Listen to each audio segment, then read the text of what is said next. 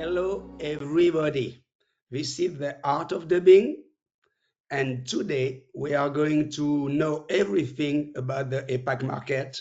It's from sales to production, everything you want to know about APAC.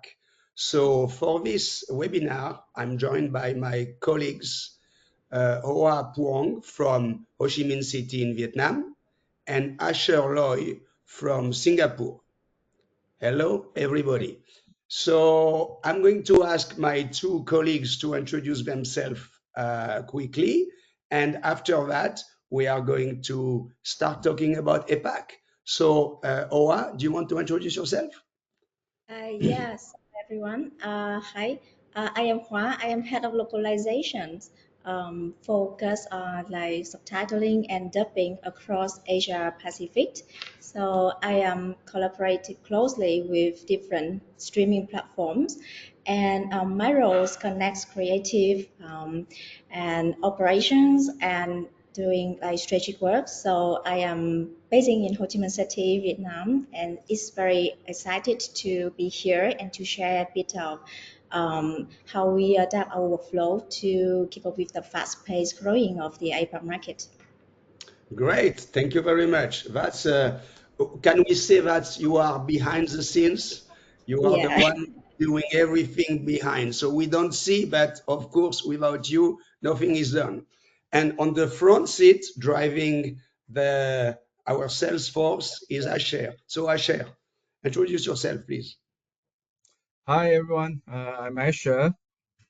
I'm the Chief Business Officer for APAC, and currently I'm based in Singapore. So very happy to see you. I've been working in the media industry for the past 20 plus years, and have been moving around quite a fair bit in the APAC region. So very happy to and glad to be in touch and be talking in this live show. Thank you. Thank you. So we can say the opposite, what I said to Oa. She's in the back seat, you are in the front seat.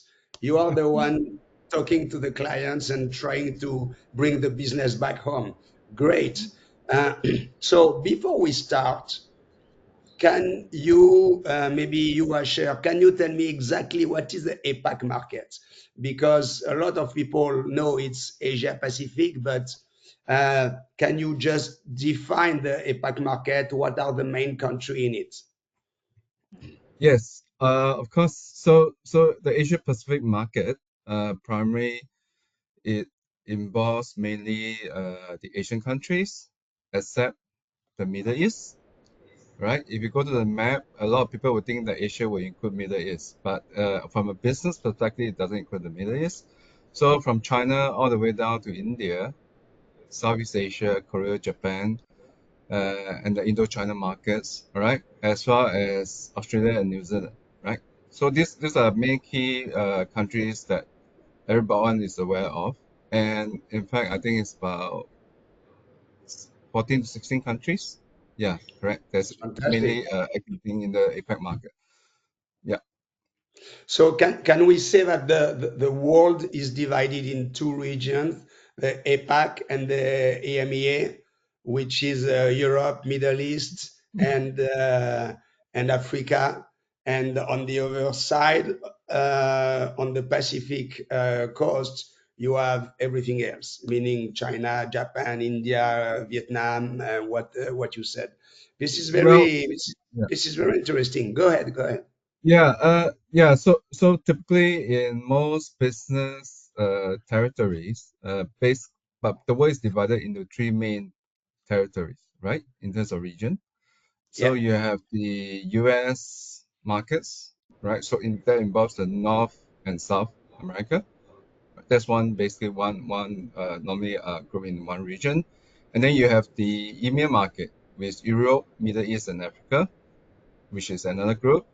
And then finally, you have the Asia Pacific markets, which is another group, right? Yeah. So why they are grouped in primarily, I think it's because of time zones and where do people are basically located through, right? But in general, yeah, APAC is typically more Asian, other than some of the This places is in great. ANZ. Yeah. So you included India, and I know we have a lot of people from India listening to this live event.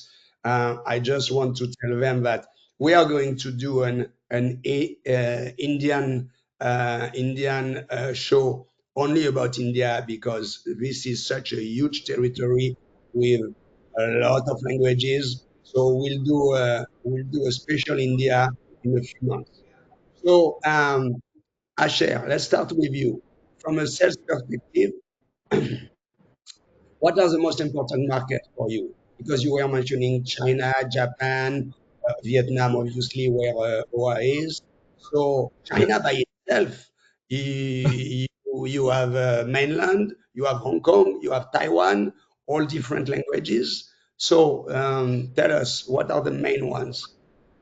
Well, generally, the key markets in APAC primarily is very much depending on where the content export markets are, right? That means a country where the content is gets exported heavily around the world. These are our key markets. And in APAC, typically it'll be Korea, Japan, right?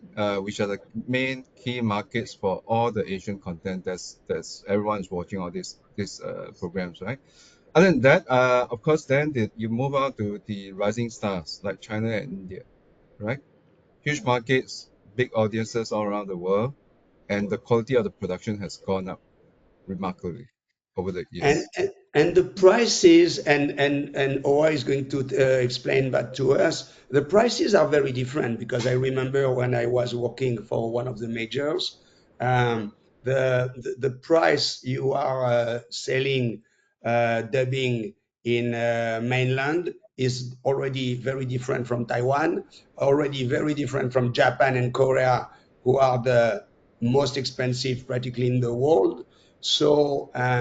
For you, I guess, Asher, I finish with you. For you, selling a lot in China or selling a little bit in Japan is almost the same thing because the prices are so different. And Yes. and and now for OA, how do you deal with that? Because if you have some Japanese or South Korean dubbing to do, obviously the actors are way more expensive than in mainland or even in Vietnam. So what is the challenge for you? Yeah, yeah. So the markets that sells like Azure, like usually focus on like Japan, Korea, or recently it's China, India. Like we are facing like challenges along like besides the cost. However, the difficulty, the challenges vary. Like for instance, for Korea, is a very fast pace of markets that require very fast turnaround times, like maybe in 24 or 48 hours, or the censorship like regulations in China that requires like multiple rounds of approval. Oh yeah. Sometimes it's complicate the timeline or incur the cost. Or Japan is very require very high standards of quality. So yeah, so we have to like do a very high standard to meet their expectations. Or India, the diversity in the languages with more than like 20 languages, and like whether we focus on Tamil or Hindi, so it's varies like change by time as well. So yeah, these are the challenges that we face. However, I think that the key here is that sales and productions like us, like we have to be aligned so that the productions can plan ahead to meet with the very fast growing of the market. Yeah, and that's obviously, I guess, in all companies, it's the main challenge, the Yeah. aligning both sides of the company. Um, Asher, maybe you know that. Do they still have a quota of film in China, in mainland? I mean, not in Taiwan and Hong Kong, but in mainland. I remember when I was working, to not name it, when I was working at Warner Brothers, the mainland China had a quota of film, and when I started long time ago, it was only 12 movies a year, if I remember correctly. Mhm. And I'm going to tell you a little story. Um, Space Jam was released in mainland China just because the slot for the year was already filled. So the Chinese had already their 10 or 12 movie. I don't remember the exact number. And in one of these movie were the Disney movie about Tibet, and it was at the time where the Chinese and Tibet were not very good. So the Chinese government canceled the movie, the Disney movie about Tibet, and they had one spot available, and Warner jumped to release Space Jam. That was my first movie that I handled for Warner, and it was in mainland. So do we still have quotas there? Well, I don't, there isn't any real quotas nowadays, to be frank. Of course, there are tight censorship controls, right? So censorship controls are typically related to the content that's being produced. If you look at the China market as a go, I think if it is about 8 to 10 years ago as well, the Chinese government actually opened up a lot of opportunities for international players to enter the market so that they can groom the media industry, where Yeah, production back then was a bit different, right? But you look at the correct. production nowadays, after years of collaboration with international companies like Warner Brothers, like Disney, with Paramount. All these companies went in and they get very good financial support from the Chinese government for co-investments if they do the production in China. So in terms Mm, of the talent, the creativity has basically improved a lot. The only thing that I think, like most country, I'm sure it's not just China, right? Every country would be sensitive to certain content that correct. it could be And because and of and, and this is and this is not new. It already happened. I think in 95, 96, 97, where the DVD really started. I remember at WB we had a lot of versions of DVDs that were incomplete because the censorship, as you guys know very well, is different depending country to country. So if you compare Americas and Europe, in America you can see blood, but you cannot see naked people. In Europe, you cannot see blood, but you can see naked people. So and in Asia, it's a little bit the same thing. Very sensitive to the content yes, and the political aspect on top of it. So that adds a third dimension to the censorship. So yeah, in Asia, maybe it's a little bit more controlled by the government, but in Europe and in America, it's controlled by the guilds, which is practically the same thing if we think about it. exactly, yeah. Yeah, yeah. So we talked about all these countries, all these languages. Let us know a little bit what's going on in Vietnam in terms of languages, because in China, like I said, they have the Cantonese, the Mandarin, the simplified, for mainland, the Taiwanese, which is the complex one. Uh, what's going on in Vietnam? Because Vietnam is a big country. So do you have different languages? Yes. However, Vietnamese is the our like national and official language, so it's some kind of unique and like yeah, simple. Yeah. That's interesting. Yeah. So you in the production hub that you have in Ho Chi Minh City, which languages do you handle? Are you handling only Vietnamese or a little bit of everything regarding Asia? Yes, we mainly the Vietnamese, and we manage as well a little bit of like English, like voiceover, sometimes. Yeah. with the like the voice talents, like the native like that are living in Saigon, because like Saigon is a hub of like many like an international hub, and a lot of foreign voice talents, linguistic like basing living here. So we are collaborate with them for the projects. Yeah. And do you, all your resources are local, or are you dealing with resources a little bit all over Asia? Yeah, for Vietnamese dubbing, we are using the local resources. However, Vietnam, like we are in Ho Chi Minh City, so also although we are only like in Vietnam, but we are managing the projects and involving with linguists like over the world, like APAC and Europe, US, like whenever. Interesting. So let's talk about the next step in our approach to the APAC market. Asher, do you have, and first of all, do you think by country or do you think by language? Because it's a different approach. And so, what would you like to approach next? A country, a language, maybe both? I don't know. I think typically let's talk about language.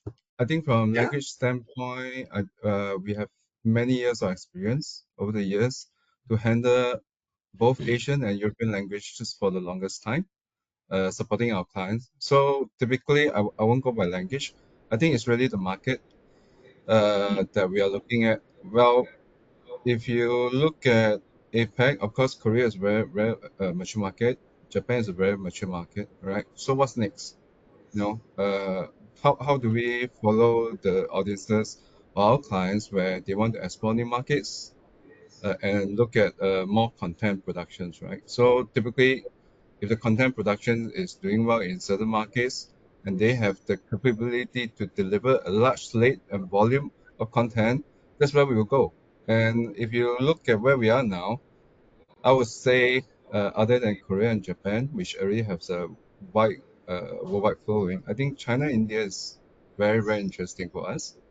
of That we will course. have to look at expanding it, and also try to provide more services than what we are currently offering as well. And China, you are talking about mainland or also Uh, Cantonese and okay, Taiwanese and so yeah, so China, I will typically be talking about mainland, yeah, right? The reason why, if you look at the recent animation series, the movie NASA, that really it hits the roof. Blockbuster sure, record over $1 billion US, right? Nobody expected a Chinese animation that could produce so well, correct. which is the first time, and it's impressive. So the level of creativity and the level of quality has gone above and beyond what it used to be already. Yeah. So No, naturally yeah. yeah, So yeah. naturally we would love to look at those markets. Yeah. Absolutely, you're right. I remember when WB did the Space Jam, I was in Beijing to supervise the dubbing and the mixing. We did everything in China, and they had in the at the entrance of the all the theaters in Beijing, they had Michael Jordan poster in cartoon, the Yeah. real height of Michael Jordan, Wow. and Space Jam was a huge success in China. So Yeah. and we were a little bit surprised, but people like the animation, they like that, and it's great. So you Yeah, are yeah. right, And yeah, I watched that too, of when I course. was younger, of course. Yeah, you are a bit younger than me, so that's why you watched it. Yeah, yeah. So, Hoa, if Asher comes back with a lot of new contracts in China, what are you going to do?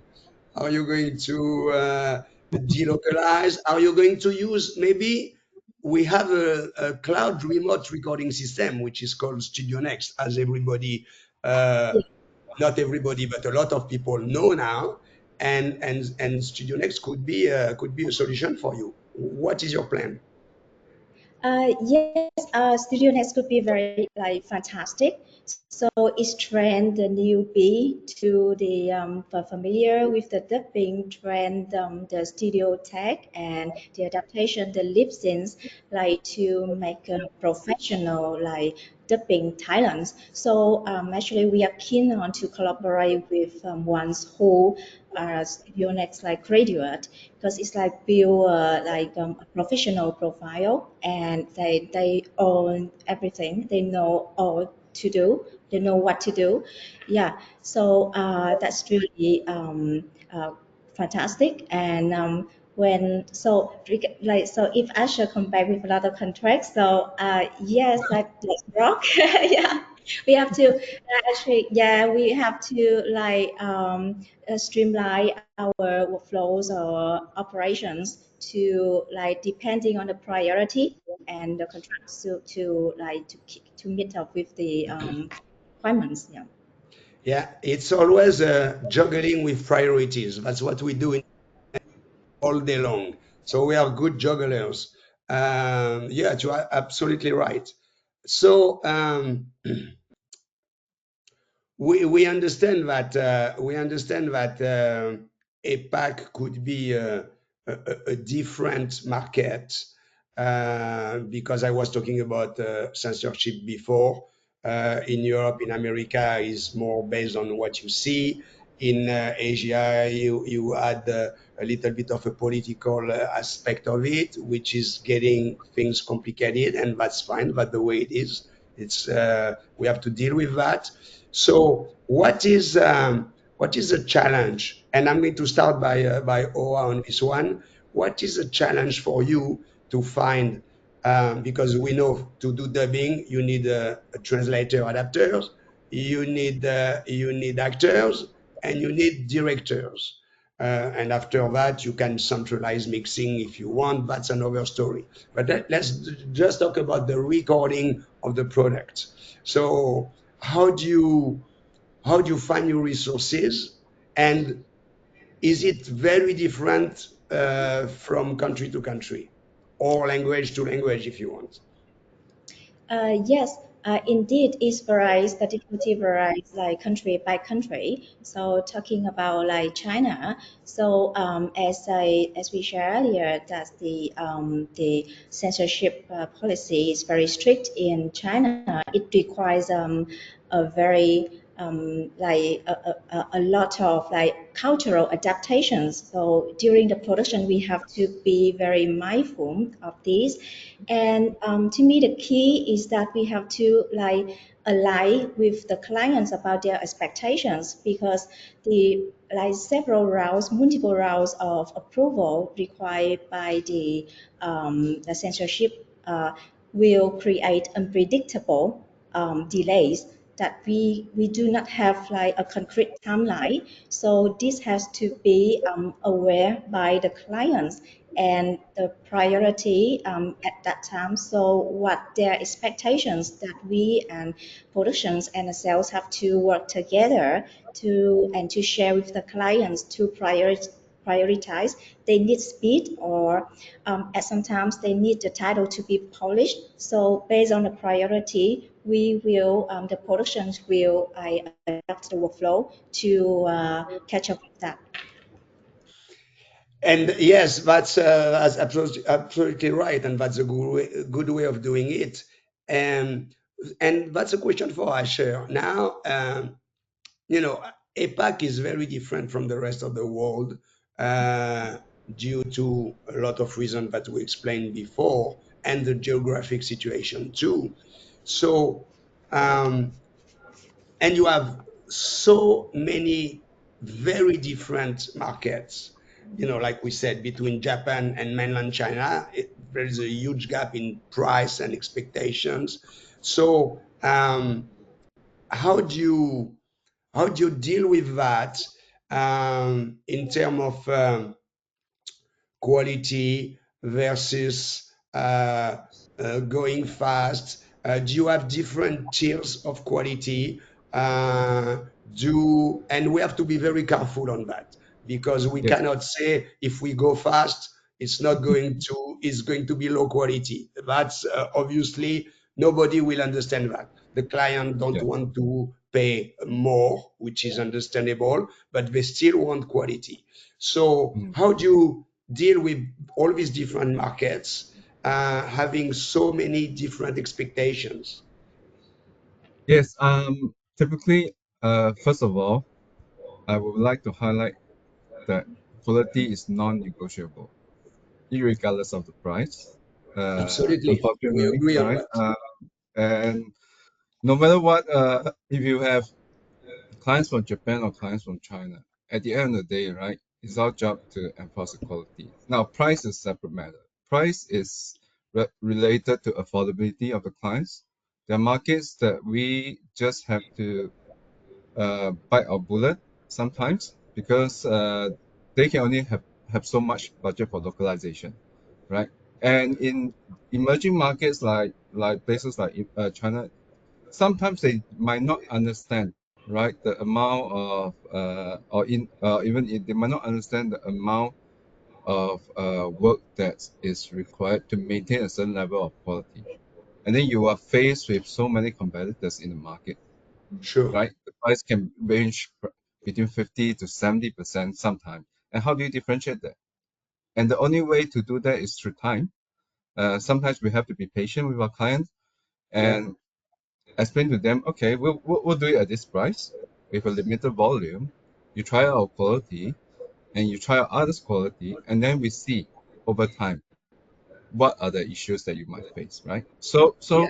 But again, yeah, of course, if the cost of running a localization program and budget within a certain territory like the emerging markets like China, India, some Southeast Asian countries, is that we have to be we have to adapt and be sensitive to those markets by offering different price range, and that's what we do. But when it comes to quality, I'm sorry, there's no negotiation. We still have to maintain the quality. That's our Absolutely. approach. Yeah. I think you're right. And obviously all these countries, and now I'm talking about countries, not languages. All the countries have a different history and a different dubbing culture, if you want. The Mm. dubbing started at the end of the 30s in Europe, where the American wanted to sell dubbed movies to the French and the German. It was at the end of the 30s, before the war, before the Second World War, and obviously the European, mainly France, Germany, Italy, Spain, these four countries have the longest history of dubbing because they dub since the 40s. So that's a lot of time. Um, Now, obviously, you have new countries like Vietnam, like China, that don't have this history, but you know they will have to learn, and Yes. they are learning pretty fast. So I think it's a long process, and the history of the almost 100 years old history is not going to be replaced by the last 20 years. So and that's why at transperfect we created the dubbing academy. Mm. We created tools like studio next, which helps people working from a different environment, from home, to boost a little bit this I would not say handicap, but they are a little bit behind in terms of culture and history. So to accelerate and to put everybody at the same level. And now you watch content dubbed in Asia uh, with a very good quality. Very it's practically the same as Europe. So it's very good, and you guys are doing a great job.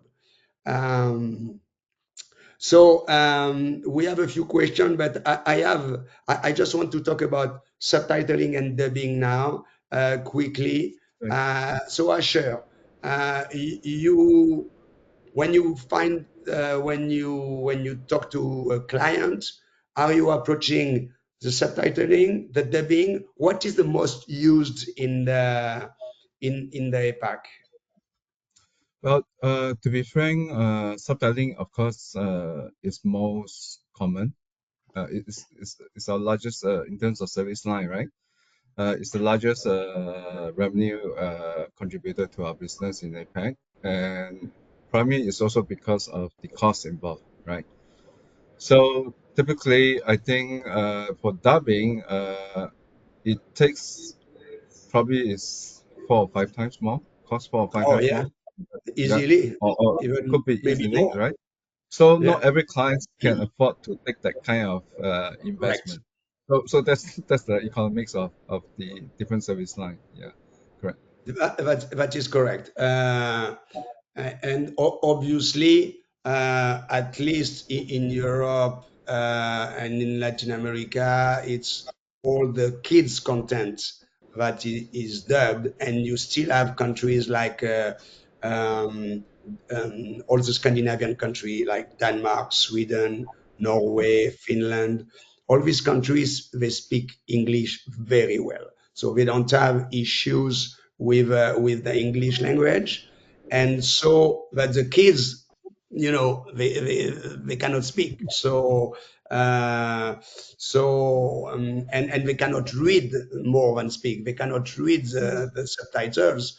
So all this family content is dubbed for the kids. Now, Oa, is it the same for you guys in terms of production? You have more dubbing or more subtitling in your facility? Yeah, it's more subtitling. And Yeah. obviously the the production is not the same because for subtitling you don't have to do adaptation to lip sync. Uh, so how do you recruit your translator for subtitling? Do you have people that are specialized in comedy, specialized in action movie? How do you recruit your translators?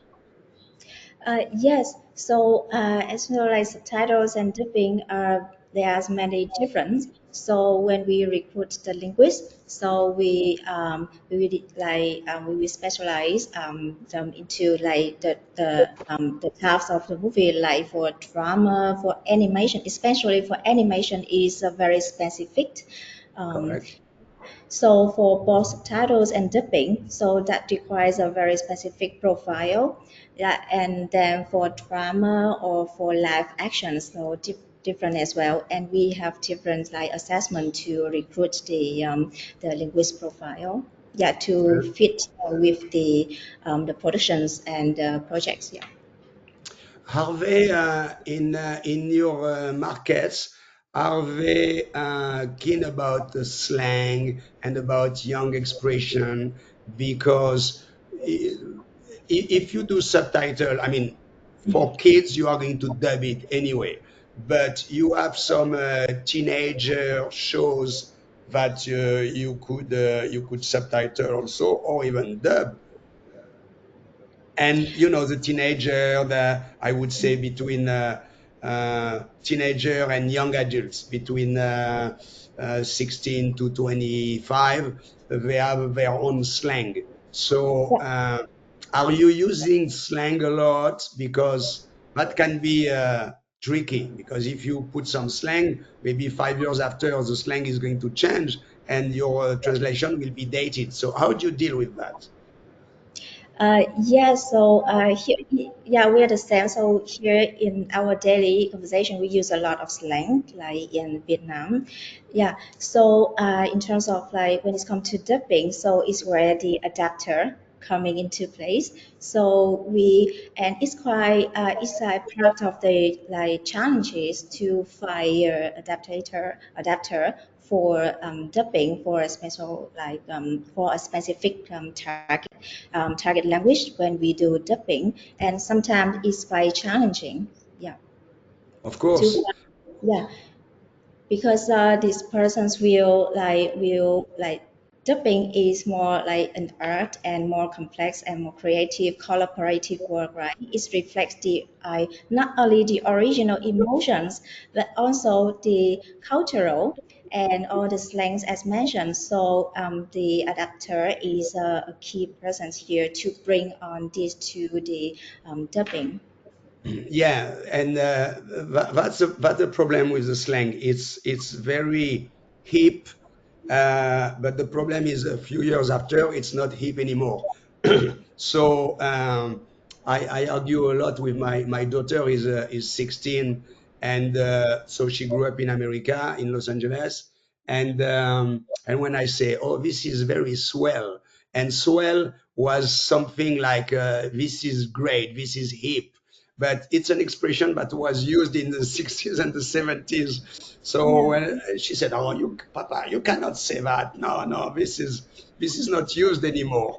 So this is Yeah. for them it's old. So you have to be very careful when you adapt to not use too much slang because it could be a problem.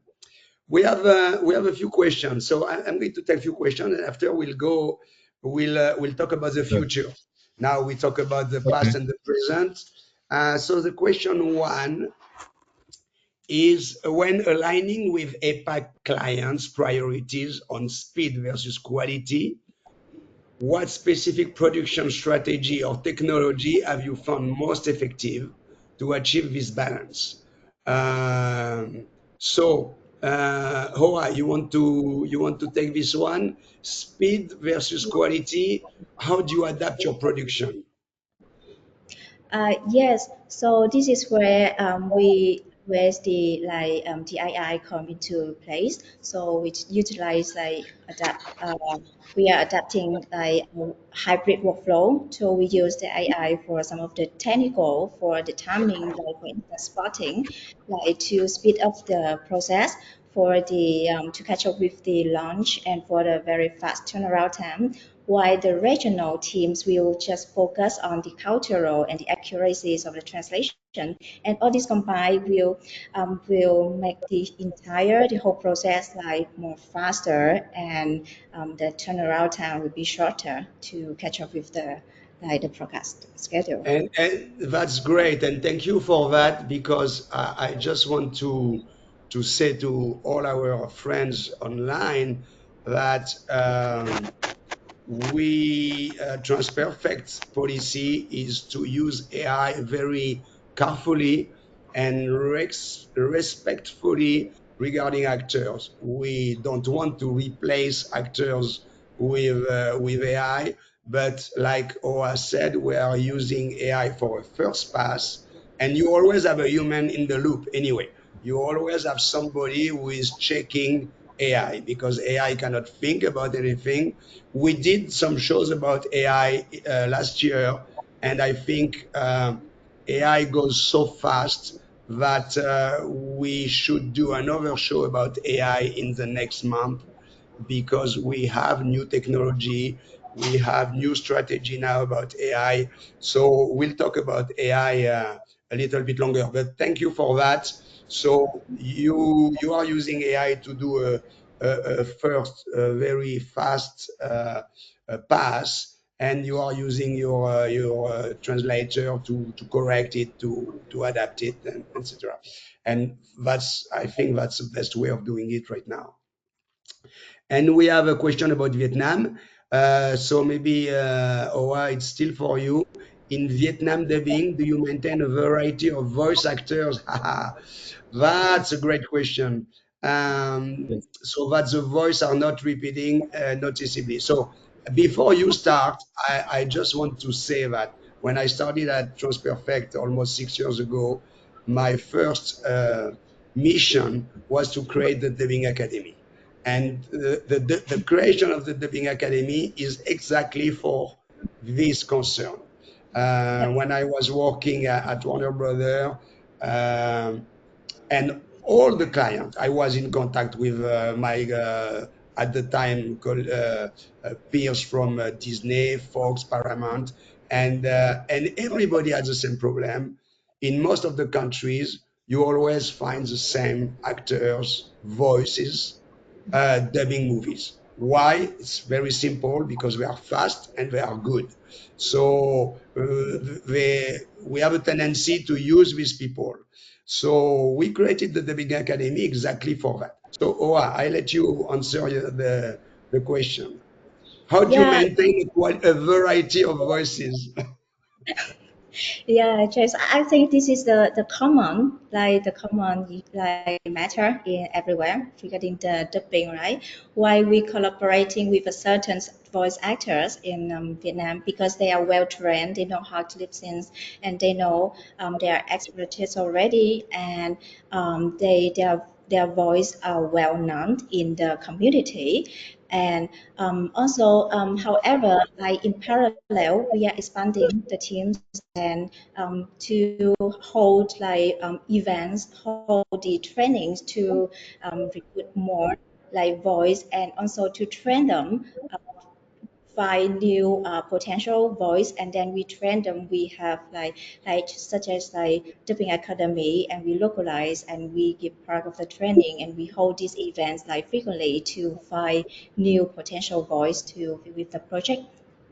Yeah, but and I want to say that you know I handle the creative aspect of the dubbing for Transperfect. This is one of our uh, ongoing priority to find new voices. Yeah. And we want to continue to work with all our actors, but we need to find new voices. And also the casting has to be smart. We have to be very careful about that. You cannot always listen to the same voices. So that was a question from Alfie Lario, and I hope we answered your question. Now we have another question from Nilesh Bondarde. And Nilesh is asking us, since we all know you now have a world-class dubbing studio in Pune, that is correct. We would like to know your plan for expansion in India. How are you going to look at the Indian market, and what's your plan? Asher, this one is for you. Yeah, yeah, definitely. Well, for sure, I assure you that we are aggressively looking at the expansion of the Indian market. Ever since we have built our own dubbing studio there, so India is a very very important market for us, and it Of is course. as well for a lot of our clients. That's has a global presence. So, to be frank, we are already starting some uh, work, very fast turnaround time, same day delivery with some very big Indian brands that we just closed about couple of months back, right? And so the plan, of course, we will be expanding quite aggressively in India over time. Yeah. Of course, we're not going to go on the big boom approach. We'll gradually pace the market growth.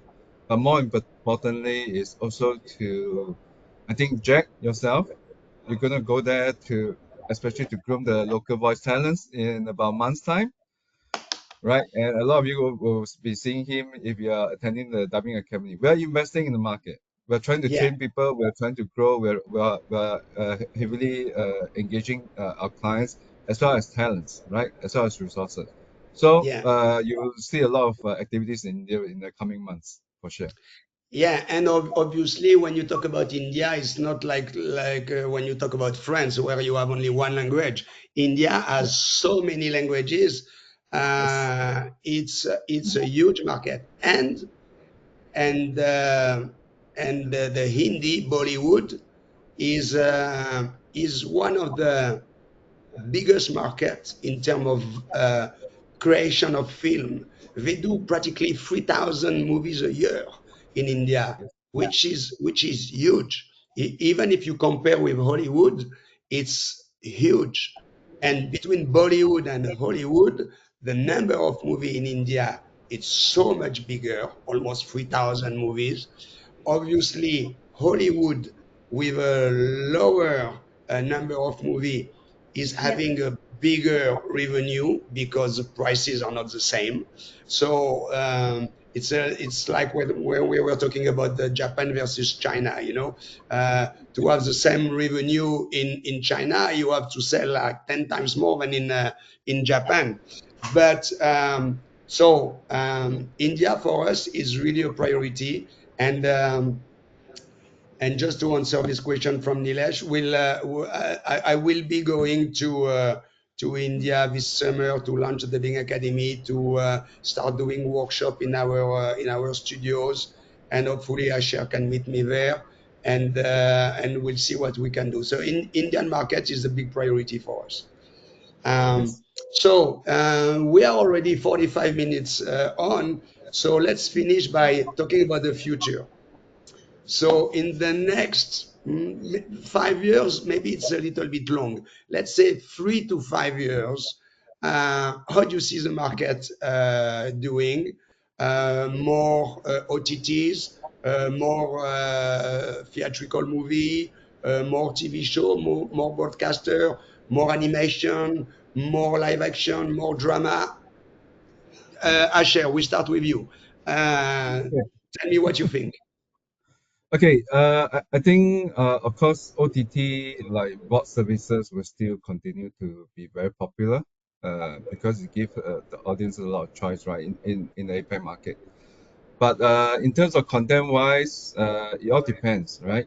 Uh, I I do not know whether the theatrical is some mention that, of course, the market has dropped because of all the OTT platforms. But again, it's about the experiences that every audience are willing to pay and what they want to feel.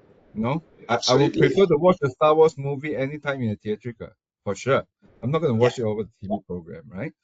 So it all depends on the type of content, the type of programs, and definitely, of course, you see a lot more short series coming out because the younger generation are getting less patience with longer series over time, right? So we'll see, you know. But generally, I think it will be quite an interesting change, especially with AI, to be frank. Yeah. And do not underestimate the AI coming out of Asia. They are very, very fast and they are really, really leapfrogging a lot of technologies. So it does impact the way we work and the way contents are produced. Yeah. Correct. Ora, the next 5 years for you is what?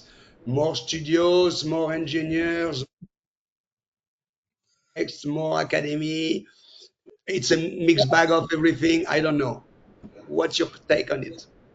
Yeah, we will expand our team. So and also the workflow as well. So with the apparently AI is more and more popular and more happening. So we utilize that into to create a hybrid workflow to support for the technical and to speed up the process and for the management as well. So we just like we use the cloud base to ensure the consistency and to like to collaborate with every team in the world to speed up with the sense.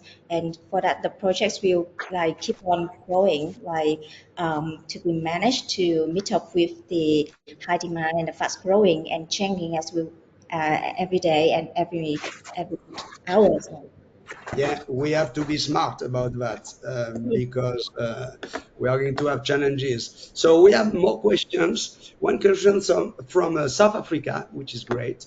So Africa Soyamba is asking us, what advice would you give to a newly established living studio? Welcome to the club, looking to scale quickly while maintaining high quality standard? Well, it's about, I would answer, it's about everything we said. So you have to find, obviously, good actors. You have to find new tools. Um, we are entering I would say, in a hybrid process. And Hoa was talking about the use of AI for a specific part of the process. And all these processes, that's my take on it, are going to be hybrid. So we are going to have a normal process, a little bit of new process, like, sometimes we have a project to do. One actor is not available for the studio. Well, we'll record this actor at home with Studio Next. So that's already a hybrid process. If a missing line, lately we had in Africa, uh, an actor not available and they had a missing line. So we had the authorization to clone his voice and to replace the missing line. And we replaced the missing line. It was perfect with his own voice. Obviously, we do that when we have the authorization of doing it. It has to be, the legal aspect is very important. And I insist on that. So I think more and more we are going to find hybrid processes in all this business. A question from Antero Ero from Indonesia. So in Oh, Indonesia, we have some global localization company like Ayuno, Cantana, Bespoke. I know Cantana very well. I know Ayuno very well. All of them are doing localization for OTT. Do all global localization companies just do for OTT? No, no, no, no, no. At least for us, we work for a TV company, or you work for one of the Yes. major TV company.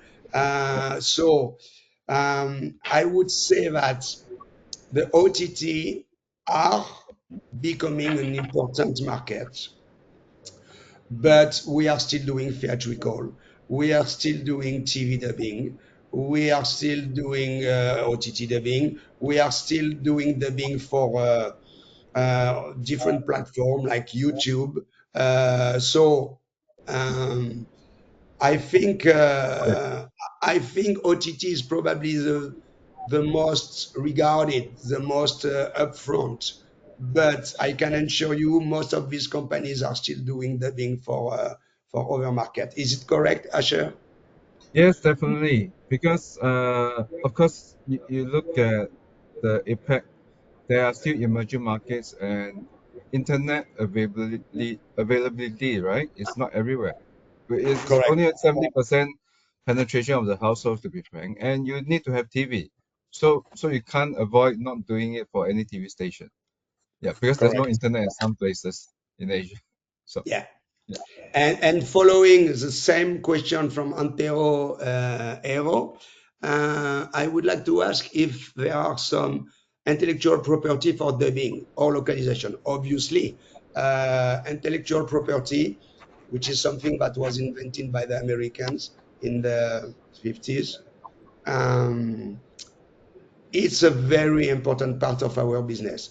Basically, the one sentence will resume everything. You cannot use the likeness of anybody without its consent. That's intellectual property. And when I say likeness from anybody, which is your picture, your voice, my voice is very broken right now. I'm sorry for that. My picture, my voice, my bank account, my social security number, my family, my name, all this is part of the likeness of the people. And you cannot use that without the consent of the person concerned. If not, we all go to jail and we don't want to do that. Of course, yes, definitely we don't. Well, it's 50 minutes, guys. 53 minutes. I think we are going to stop here. A Right. last word in 30 seconds, Asher. What would you like in the next month? What's your next project? What's my next project? In 30 seconds. There's so many. We have a lot of big upcoming projects that's coming from both China and India. There's a very interesting market. So hopefully, please just for our clients, continue to buy more contents, and we will Very definitely. good. Yeah. Owa, 30 seconds. What would you like to do? Yes, like Photoshop, like as usual, we follow Asher. We keep like work closely together with Asher to like to build our plan Thank to you. with any market. Yeah, like Thank you very And I'm going to answer the last question. Luge, who? who is Local Yu. from Yu. Yeah. Mandarin, so mainland China. I know Chinese people are not used to listen to Mandarin dubbing. Well, we did some Mandarin dubbing, but it's true that compared to the number of movies or products that are dubbed in Europe or other part of Asia, the Mandarin is very low in terms of percentages. So I'm wondering if there is a need that would be for the workflow. What would be the workflow? You have specific some studio? Yes, we do. Yeah. Is it always done in mainland China? Yes.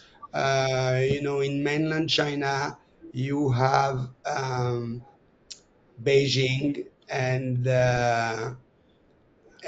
so Shanghai. that's the first one. Yeah. Yeah. And So the so second yeah. city, what's the second city in China? I have a Shanghai. Shanghai. Thank you. And Shanghai. Shanghai is also a city with a lot of dubbing studios. Okay. So most of them are kind of not controlled, but they are very strong ties with the Chinese government. Um, and I'm going to tell you a little story which is very funny. I was in Shanghai years ago and I visited the Shanghai TV tower. You know, when you are around the river, you have this Yes. huge tower. So Yes. you can take the elevator to go to the first floor, to the second floor, and after you cannot go, and you have this little ball at the top of the tower, which is really small. It's smaller than my room. And because I was representing Warner at this time, and I was with the people from the Shanghai TV station, so I was allowed to go there. So, and I go to this little ball, this little sphere that is at the very top of the Shanghai TV tower. And so we are there, we are like 4 or 5 people, and I see Shanghai, sister city, Marseille, Marseille, France. And this is the city where I grew up. So I said, oh, I cannot believe that. That was very funny. Marseille. Wow. Marseille is a Yeah. sister city with Shanghai. I didn't know that. I discovered it in the bubble. Marseille. That was Yeah. very interesting. So, Yeah. guys, thank you very much. And Thank you. I guess the next, like I said, we talk about Asia and we skipped India because we are going to do a special one on India, obviously. And we talked a little bit about AI, and we are going to do another special on AI. So stay tuned. Oa, thank you very much. Asher, thank you very much. And Thank you very everybody, much too. see you on the next Art of the Being podcast. Bye bye, Yeah. everybody. Thank you. Bye Yeah. bye. Thank you. Everyone. Bye Bye. bye.